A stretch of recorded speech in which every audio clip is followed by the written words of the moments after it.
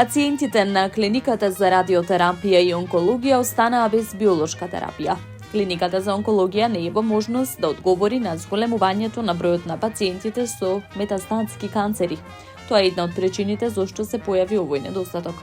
Како втора причина и нешто што ние пациентите го гледаме како позитивен исход, тоа се продолжува животот на пациентите и затоа подолг период имаат потреба од оваа терапија.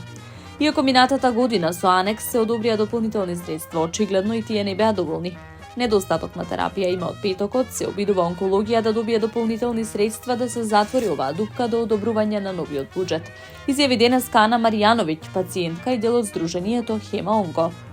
Состојбата со достапноста на биолошката терапија е резултат на административни процедури, што се реализираат согласно буџетот за 2024.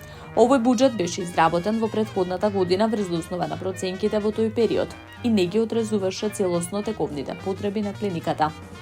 Дополнително треба да се земаат предвид и континуираниот пораст на бројот на онколошки пациенти, како и сложеноста на административните и финансиските процеси што влијаат врз набавката на лекови, одговорија од клиниката за онкологија. А во врска со предизвиците поврзани со тендерските постапки, како што информираат, веќе се превземаат мерки за подобро планирање на набавките и поедноставување на процедурите во соработка со Фондот за здравствено осигурување и Министерството за здравство.